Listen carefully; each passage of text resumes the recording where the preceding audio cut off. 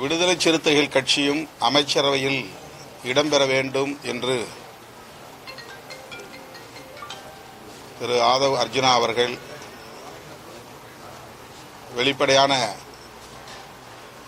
அழைப்பை முன்வைத்தார்.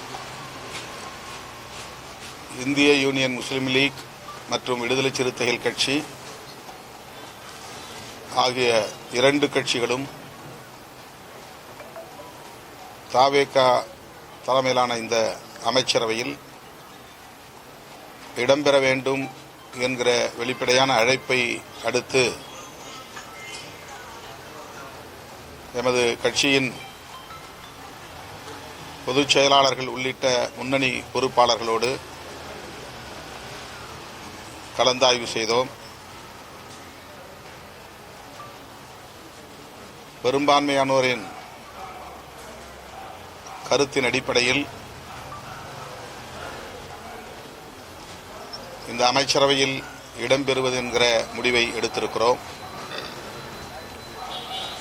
வன்னியரசு, ஜோதிமணி ஆகிய இரண்டு சட்டமன்ற உறுப்பினர்களில்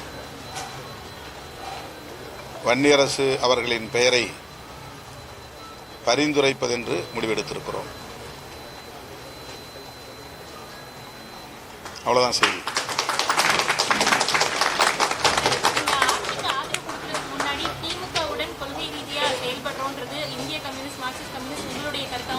இப்போ ஆட்சியில் இடம்பெறும் பொழுது திமுக கூட்டணியிலிருந்து வெளியேறி இடம்பெற வேண்டிய சூழல் இருக்கும். அடுத்த கட்ட நகர்வு தவேக கூட இணைந்து இருக்குமா? இன்றைக்கு அமைச்சரவையில் நாங்கள் இடம்பெறுகிறோம் என்கிற அறிவிப்பை மட்டும் வெளியிடுகிறோம். மற்றவை பின்னர் நாம் விரிவாக பேசலாம். இன்றைய சூழலில்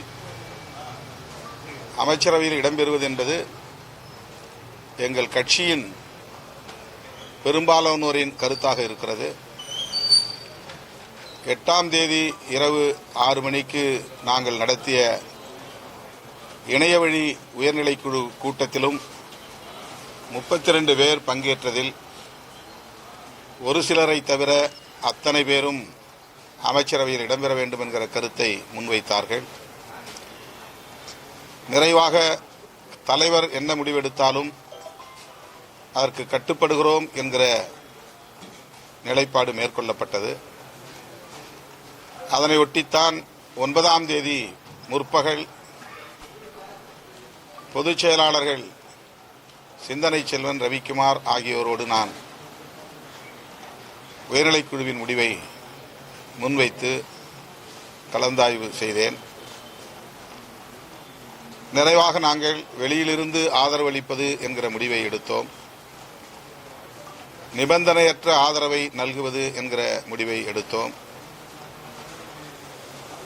அதன் அடிப்படையில் தான் ஆதரவு கடிதத்தையும் வழங்கினோம். செய்தியாளர்களிடையே பேசுகிற போது வெளியிலிருந்து ஆதரவு நல்குவது என்பதை உறுதிப்படுத்தினோம். ஆனாலும் கட்சியின் முன்னணி பொறுப்பாளர்கள் அமைச்சரவையில் இடம்பெற வேண்டும் என்கிற கருத்தை மீண்டும் மீண்டும் வலியுறுத்தி வந்தார்கள். என்றாலும் கூட நாங்கள் அதை மீளாய்வுக்கு எடுத்துக்கொள்ளவில்லை. இந்த சூழலில் தவேக தரப்பிலிருந்து வெளிப்படையான அழைப்பு வந்தது. அந்த அழைப்பையொட்டி கட்சியின் முன்னணி பொறுப்பாளர்கள் அமைச்சரவையில் இடம்பெறுவதை பரிசீலிக்க வேண்டும், கூட்டணி ஆட்சி முறையை தமிழகத்தில் கொண்டு வர வேண்டும் என்கிற கருத்தை முன்மொழிந்த இயக்கம் முதல் இயக்கம் விடுதலை சிறுத்தைகள் கட்சி. 1999 மூப்பனார் அவர்களோடு நாங்கள் தேர்தல் அரசியலில் அடியெடுத்து வைத்த போது முன்வைத்த முழக்கம் ஆட்சியிலும் பங்கு, அதிகாரத்திலும் பங்கு என்பதாகும். ஆகவே தமிழக அரசியல் வரலாற்றில் முதல் முறையாக கூட்டணி ஆட்சி முறை என்பது அறிமுகமாகிறது.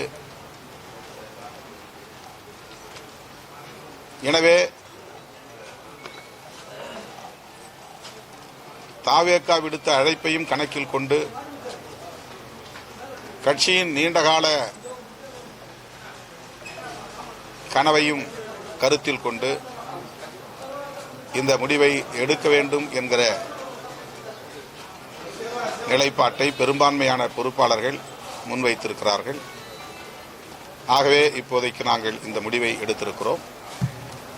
பின்னர் அடுத்த சந்திப்பில் சார், துணை முதல்வர் பொறுப்பு கொடுக்க வேண்டும் அப்படி